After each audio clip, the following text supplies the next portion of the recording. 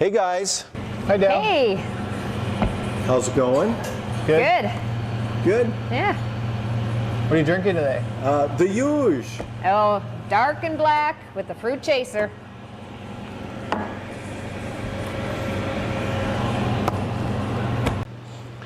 So, how are you guys doing?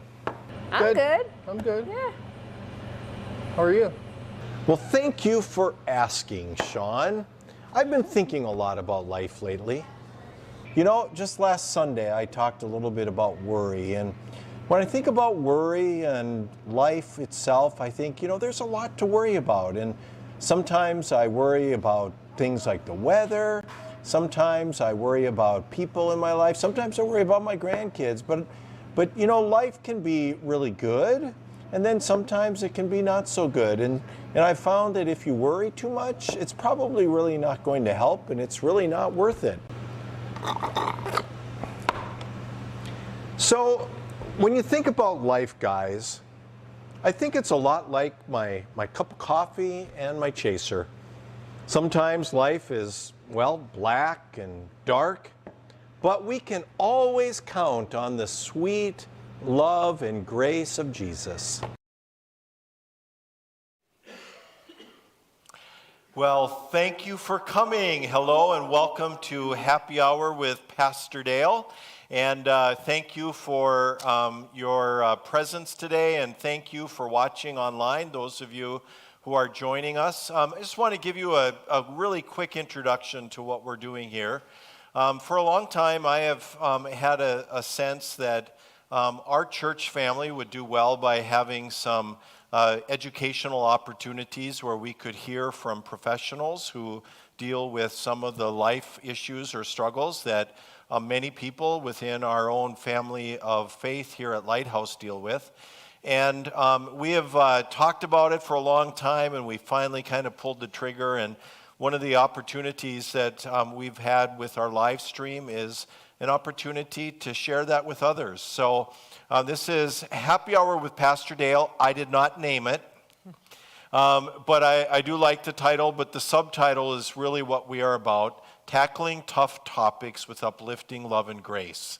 And so that's what we're going to be doing today and in the future happy hours. So thank you for coming.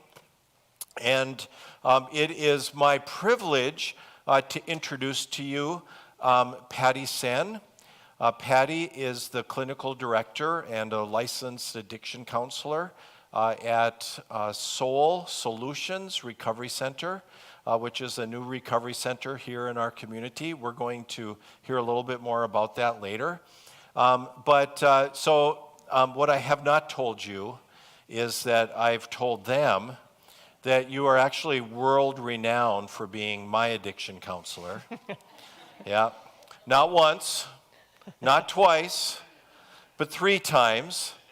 And, in some of the world, you would see that as being held back, but I graduated all 3 times.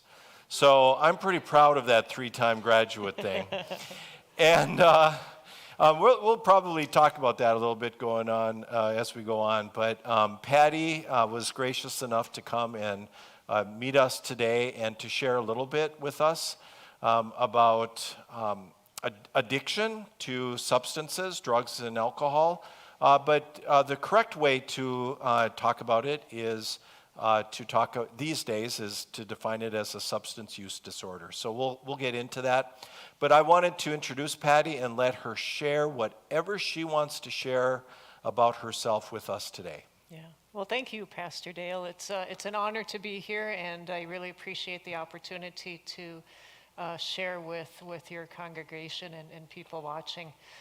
So as Pastor Dale was saying, I'm a licensed addiction counselor in the community. I've been practicing for over 20 years, which the math doesn't quite add up when I try to think of how old I am, but it's going on quite a few years now. I'm also a person in long-term recovery. I've been sober for 27 years. Well, congratulations. Thank you. Yeah. Thank you. Thank you. And yeah, I've been, here in the Fargo community for over 20 years and practicing addiction counseling in a few different facilities, and most recently at Soul Solutions Recovery Center. Well, welcome and thank you for being here. So I have some questions I'm going to ask Patti, and we're just going to have a dialogue about these topics, but I just want to remind everybody here and online that we are going to have an opportunity also for some dialogue and some question and answer at the end. We're going to just start with the obvious. If we could define substance use disorder, and if you could, kind of help us understand what it is that we're talking about. I think that looking out at my Lighthouse family who are here today, a lot of us understand what that is, but we want to be a resource also to others. So how do we define it? And particularly like from the brain and the disease aspect, how does that work? So substance use disorders is kind of the new language as Pastor Dale was alluding to. So some other common terminologies that we might use are addiction, alcoholism, drug addiction. They all kind of, mean the same thing.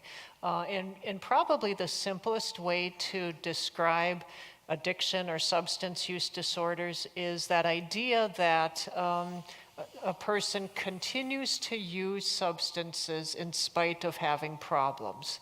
That's really kind of the gauge of what that addiction is all about. So someone that continues to use even though they're experiencing problems. And there's a lot of reasons behind that, and as Pastor Dale was saying, there's a lot of brain chemistry that we're better understanding now. In the early days, we didn't quite understand the brain chemistry side of things, and so unfortunately addiction or substance use disorders were sometimes viewed as being a moral failure or some type of character flaw or something like that. And as we've learned more about the brain and how substances impact the brain, there's been a lot of good information that supports the idea that addiction and substance use disorders really originate in the brain. And there's a couple of different things that drive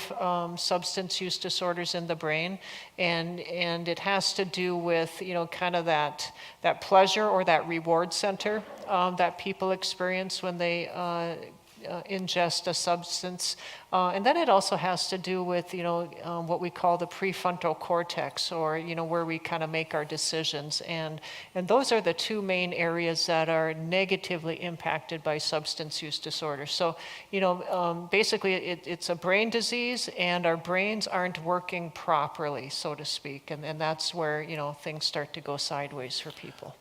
Yeah, as I've understood it, our brain kind of becomes dependent upon the substance in order to have that pleasure feeling that you mentioned.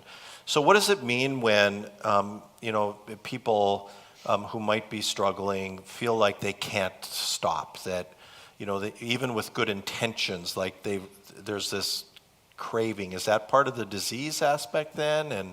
And how do you address that in your work? Yeah, so cravings can be part of the illness for people.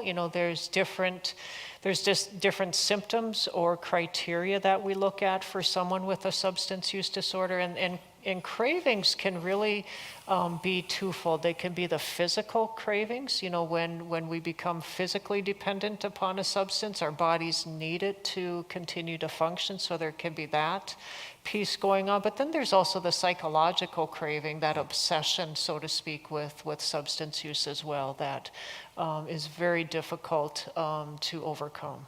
Okay.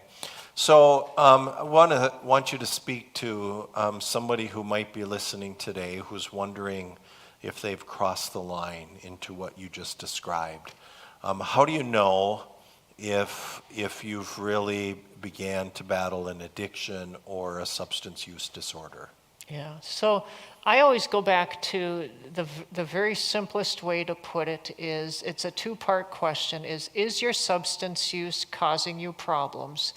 And if you answer yes to that, the second part of that is do you continue to use in spite of those problems? And so that's really the simplest way to start to look at it, is someone that's continuing to use, even though it's causing problems in their life. It's causing some type of negative impact in their life, whether that's relationship issues, or maybe there's, issues at work or financial issues. Maybe there's some legal problems that are starting to happen. So some things are starting to not go well as a result of our use, and there's that continued use in spite of that.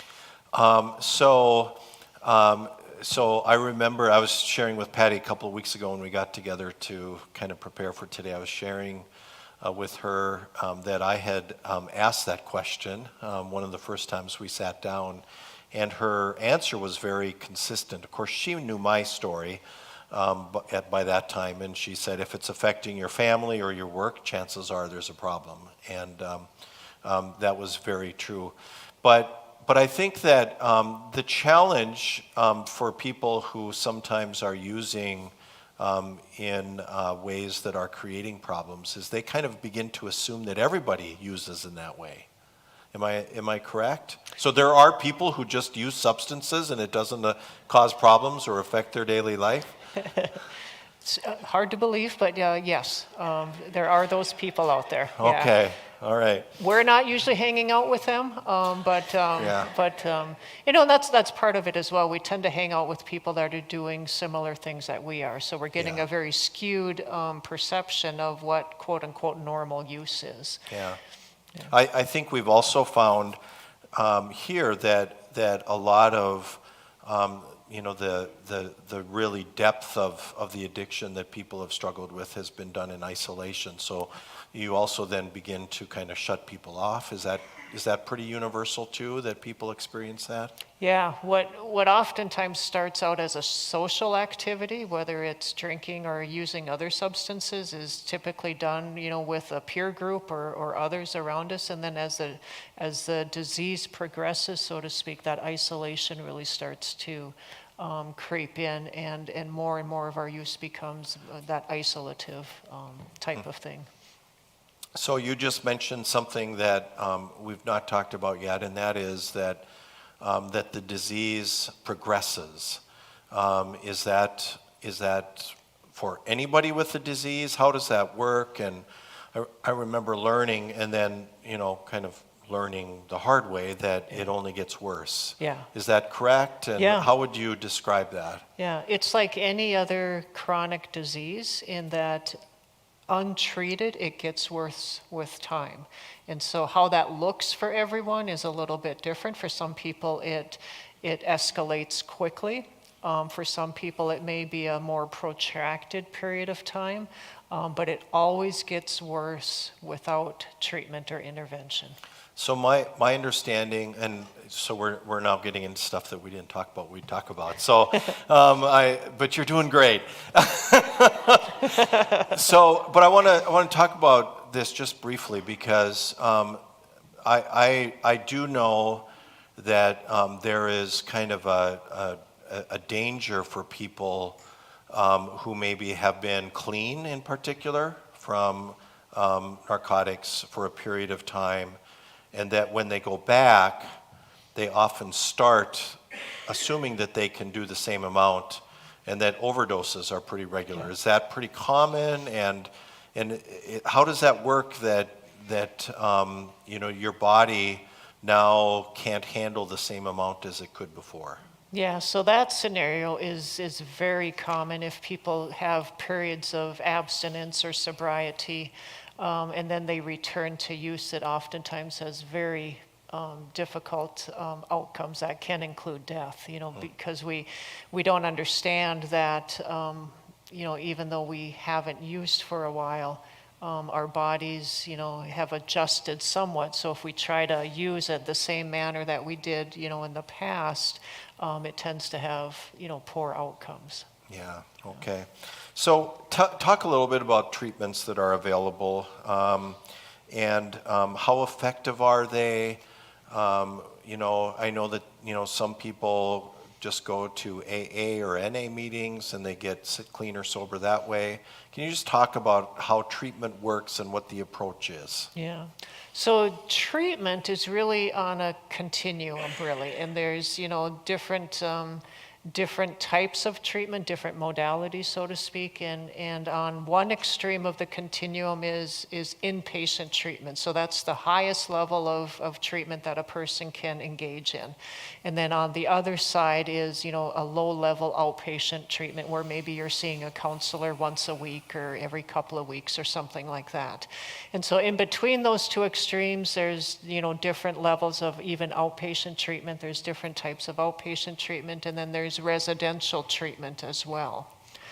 So there's a broad range of different types of treatment that people can engage in. What are the factors as to determine which one is right for somebody? Yeah.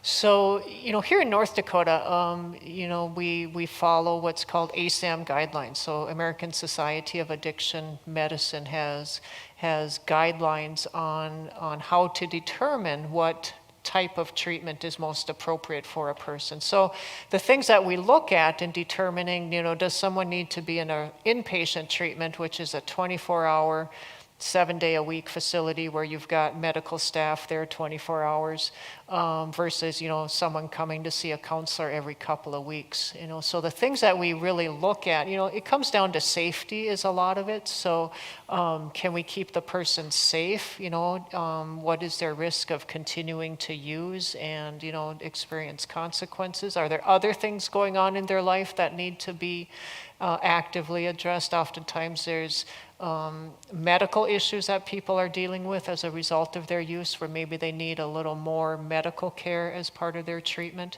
Co-occurring mental health issues can be a very complicating factor as well. So what's the best setting to treat those things as well? And then sometimes, even what type of living environment a person is in can play a role in what type of programming is most appropriate. Now, this can be a challenging question, but all those factors seem to kind of pale in comparison to whether or not there's insurance and people can pay. Yeah. So what about that? I mean, how, we work with programs here that are funded by the state of North Dakota, where we help people who are dealing with mental health or substance use disorder. And most of them have no insurance or maybe Medicaid. So what options are there for them? And it's just kind of an overwhelming thing to see. Yeah, and navigating that piece is probably one of the more difficult aspects of getting someone into treatment of any kind, because that insurance or lack of insurance drives a lot of stuff about what certain programs accept, what they can't accept, what specific programs take in terms of insurance or don't take.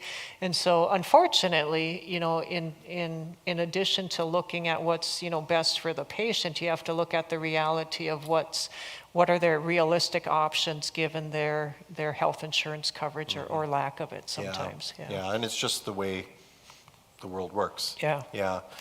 One of the things that I'm asked frequently is about whether or not to go back to treatment. Yeah. And I already mentioned that I was a 3-time graduate, and the first 2 times were pretty much almost right on top of each other. But the 3rd time, I had fallen into a cycle of drinking where I could not stop. It seemed like it happened every couple of weeks. And I just needed the accountability.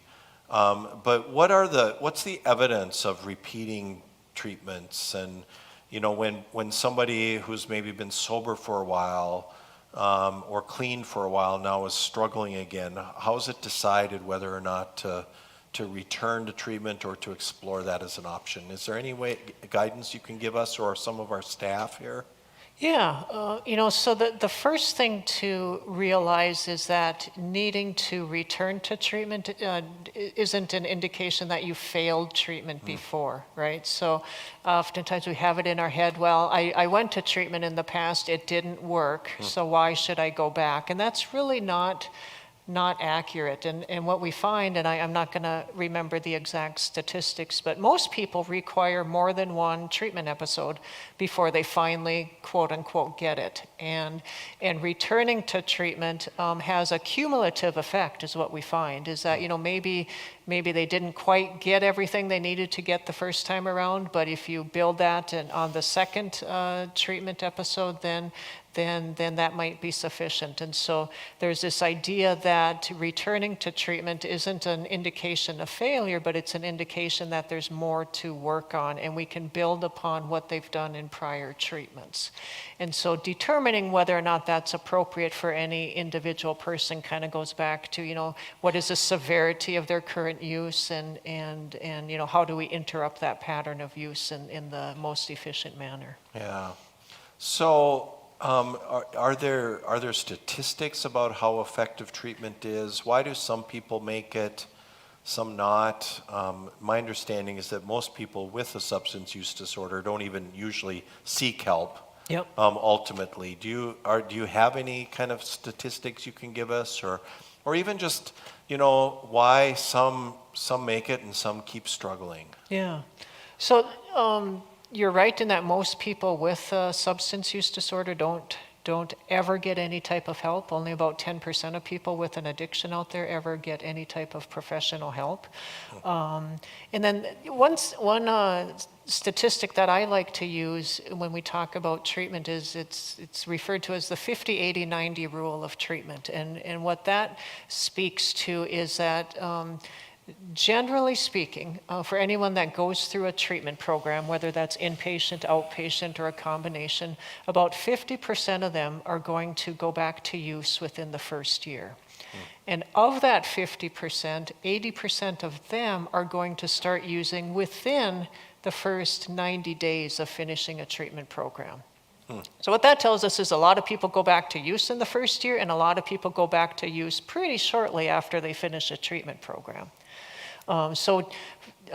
For me, what that speaks to is we're not doing sufficient treatment for people. We're trying to treat a chronic illness in an acute care model. So treatments tend to be very short-term in nature, and there's a couple of things that drive that. And so my belief is that we're not treating people for sufficient periods of time to allow them to be successful. Okay, and we'll get to that in just a minute. But yeah, I think that's one of the struggles that we've had within our ministry here. Honestly, whether it's for mental health issues, behavioral health issues, or substance use disorder, that people, we can get them kind of some help for 30 days or a few weeks, but the depth of issues are so deep that it's going to take a lot more long-term care. And back to the brain, what we know is it takes a while for the brain to heal. So for the first days and weeks and oftentimes months in treatment, you're not thinking clearly. And so just, having time for your brain to heal oftentimes takes, about as long as treatment is. And you really have a difficult time doing the work that you need to do because your brain is trying to recover and heal. Can you say a little bit more about that? Like how long does it take for a brain to heal? Does it always heal? Generally, yes. Are the different substances different? Yeah. Require different time frames? Yeah. So, what to say about that is every individual is unique. How everyone's brain responds to the ingestion of substances is unique, and some people can endure long periods of use and relatively not have a lot of damage, so to speak, and some people have shorter periods of use and have significant damage. There does come a point on occasion where you kind of pass that point where your brain really is unable to heal, but that's certainly not common, thankfully, but it can happen. And even we talk about methamphetamine use is especially brutal on the brain as well, and there is evidence that the brain heals, kind of depending on the person and the use. It can take up to 2 years though to get back to a sense of normalcy. Yeah. Wow. Okay. What do you consider long-term characteristics of healthy sobriety or recovery? You've mentioned you're in long-term recovery yourself. You don't have to reveal anything about your program, but you obviously see people at various levels of their journey. What are, or even just personally, if you want, what are some dynamics of a healthy recovery from your perspective? Yeah, so, I think there's many factors. The ones that, always seem to stick out is having a sense of community.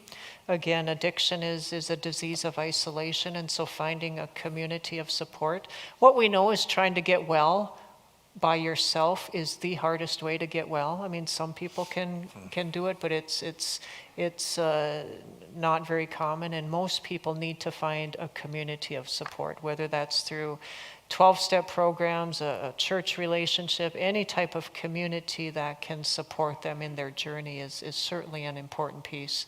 Having a sense of gratitude, I think, is important. When we have a sense of gratitude on what's going on in our lives, it's less likely that we're going to want to pick up a drink or a substance and mess with the things that we've got going on in our life.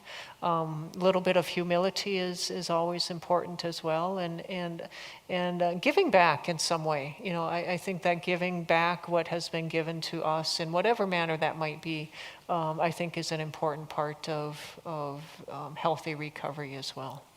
I just want to say to people who might be watching who've not been to Lighthouse, but you're from locally, if you are struggling, that sense of community is something that we've tried to create here, where you can come in and be, in a safe place and get some support, that there are people here who can kind of walk alongside you. And I attend a lot of anonymous meetings myself, and I find that same experience. So if you are struggling and you happen to be watching today or someday in the future, there are those communities of support available, and we want you to know that.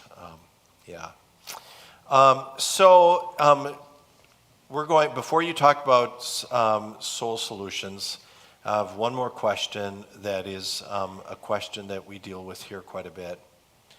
And that is, my loved one is really struggling.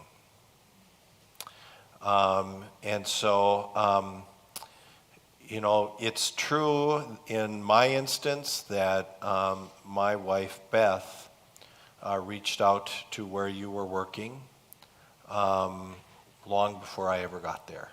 Mm-hmm.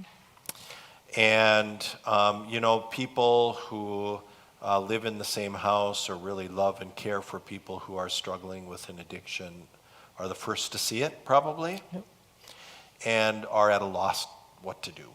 Yeah. So any kind of word that you can give to somebody here or somebody who may be watching, what do we do when our loved one is struggling? Yeah, so you're right, it's very common for loved ones to notice the problem before the person with the problem does. That's part of the denial that goes with substance use. And so what I would tell any loved one who has concerns is to reach out and ask for some support. And there's many different places where you can reach out to. And the key is to keep knocking on doors until you get the right place. And unfortunately, it's sometimes a difficult process to navigate of where to go for help and all of those things. And whether it's a church or a pastor relationship or reaching out to a treatment program or any other type of support system that you might have, if you keep talking to someone, eventually you're going to get to where you need to be. So the important thing is talk about it and don't be silent and reach out for help. So, and I know that you're trying to do some of that at Soul Solutions, and so we're now going to give you that opportunity. So tell us about this new venture that you're on.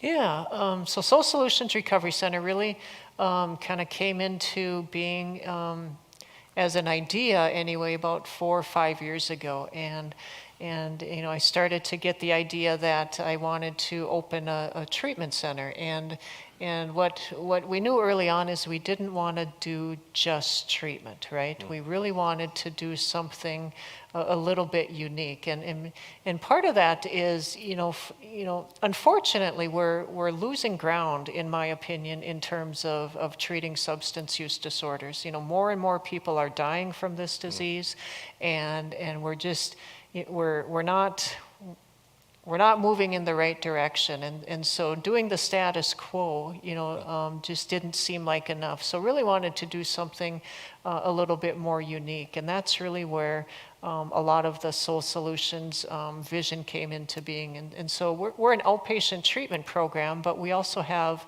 a Hope and Coffee recovery cafe kind of in the back side of the building, and we also have a community center space as well. And the whole point of those two spaces is to really open it up to the community and be a place of hope and support for the community at large. And especially the coffee shop, we really want to, you hear about addiction every day on the news and talking to your family, your friends, your coworkers. Addiction is everywhere around us, and we really wanted to have something in the community that elevated the discussion on recovery in our community, because we do have a vibrant recovering community here as well, and we hope to be a place where we can support some of those discussions too. Yeah, I've had coffee there a few weeks ago. You're wearing the T-shirt, very nice, Hope and Coffee. So I'd encourage people to stop in.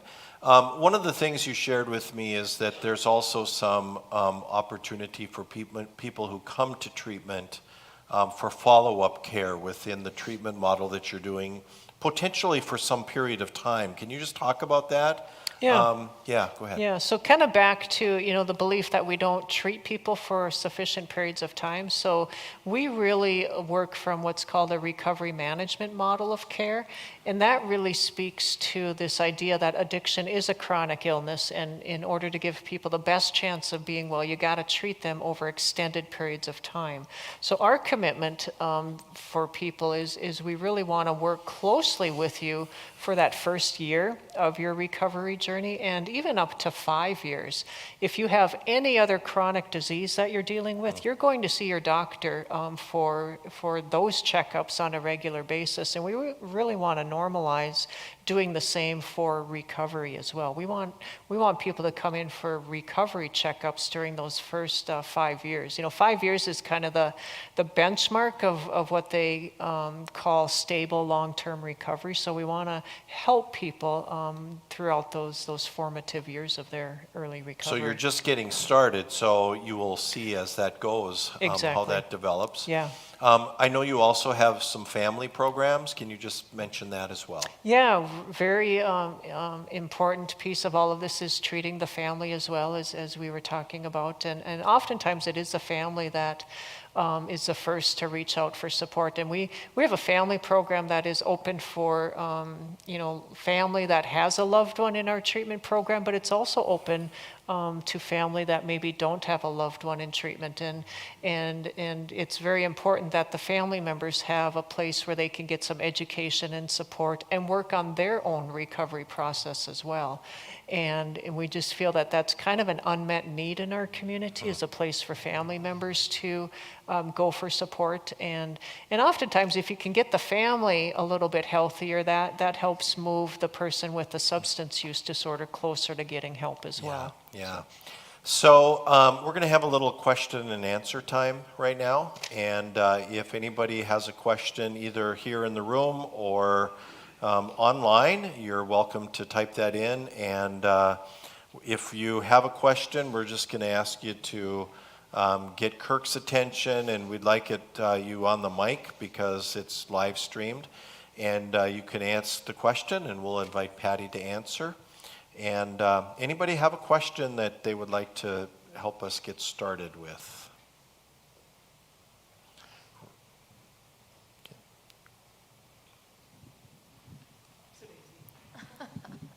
Hi, Patti. My name is Marjorie. You had said something about, going through treatment until you finally get it. Yeah. So how do you get it? I've been I've been thinking to myself, you know, I don't go to treatment. Yeah, I don't have a problem with alcohol or drugs or yeah, might have some codependency. yeah. But, and I'm thinking to myself, how did I finally get it? And I'm not even sure what I'm asking. Yeah. So that's why I'm asking you. Yeah, thank you. That's a great question. And that's probably the million-dollar question of treatment, really. You know, so what is it that's going to impact one person? And what we know is, you know, what works for one person doesn't necessarily work for the next person. And it's such an individualized process oftentimes. And recovery is about self-discovery and all of those types of things. That's very hard to it's very hard to navigate for each individual person because each person has their own unique needs and the things that they maybe need to address. So the Soul Solutions name really comes from addiction is often described as having a hole in the soul. And so that's really where the name Soul Solutions Recovery Center comes from. And so really what we try to do is fill that emptiness. And for each individual, that emptiness is a little bit different. And it's hard to standardize that, so to speak, because each person is going to come in with their own unique circumstances and unique needs of what they will need to do to get well. So.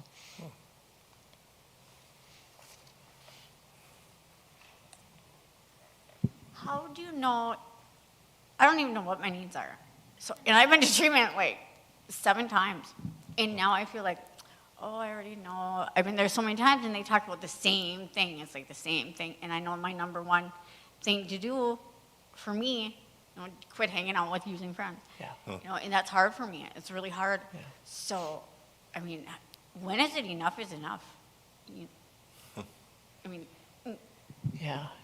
Thanks, Kathy. Yeah, that's a very good question. So what I'll say is that treatment is one aspect of recovery, but it's not recovery, right? So I kind of describe it as it's the tip of the iceberg of what needs to happen. And so treatment is really meant to help people get on the right path. But if all you do is treatment and nothing else, you tend not to be very successful. So, what that looks like for any individual is a little bit unique, but this idea that treatment is going to fix me or is going to be sufficient for my recovery is not accurate. Most of recovery happens long outside of treatment when you're well done with treatment. Recovery, it's that continued journey of getting well, and most of it happens outside of treatment. Treatment is just a sliver of what recovery is all about. Yeah. Thank you. Yeah. Any other questions? Thanks for coming, Patti. You had touched on brain chemistry, and I know you're here for substance use disorder, but can you touch on brain chemistry in the addictions that don't include substances, shopping, gambling, sexual addiction, Yeah. those kinds of things? Yeah. So we call those kind of those behavioral addictions, and same principle, behind those things, whether it's shopping or gambling or any host of different behavioral things, and the brain chemistry idea is the same, so, and I'm not a doctor obviously, but those activities can release large amounts of dopamine in our brains that tell us, oh, this is a really good thing, and so for people that have a substance use disorder or other behavioral issues, that is a little bit more enjoyable or pleasurable than to the person that doesn't have an addiction. Ice cream. Yeah, Yeah. yeah, for sure, for sure. Any other questions? Any other questions? Any questions online? All right. So I want to, well, the timing is about perfect anyway, so I want to thank you for coming, Patti. And I want to close us with a word of prayer, but I also wanted to say that I know a lot of people. I was telling Patti earlier that I know she has a lot of groupies. She has impacted a lot of people's lives. And when I went back to treatment for my third time, it was with the hope that she'd be willing to work with me again, because you are very impactful in the work that you do, very caring, very firm, and I've had opportunity for so many people to tell me about the difference that you've made in their life. And so on their behalf, but also on my own behalf, I want to say thank you. You've made a huge difference in a lot of our lives, and it's deeply appreciated. Thank you. Yeah, thank you. So I'm going to say a prayer, and then I'm going to let you know who our next month's speaker is going to be. So Father, we thank you for this day, and we thank you for your time with us now as we have shared with Patti, Lord. I pray that you would bless Soul Solutions Recovery Center, that you would bless them in their work, in their efforts to help men and women who are struggling with substance use disorder.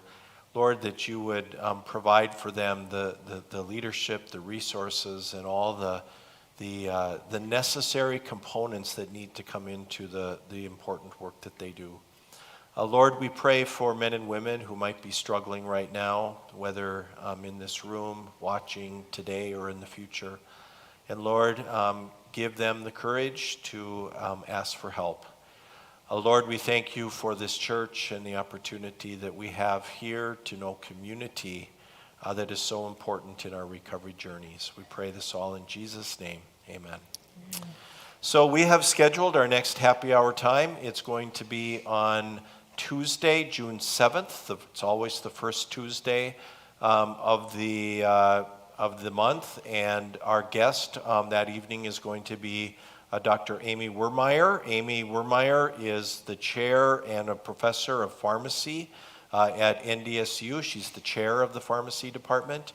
And the topic for our discussion next month is going to be the meds that many of us take for mental health concerns, and how they work in our body, the risks that come with them, and just things that we should know in regards to the meds that we take. So you'll get information about that. We hope that you are able to participate in that in the future. And I just want to thank you again for coming and sharing with us. So thank you. Very much. Thank you. Bye now. Have a great day. God bless.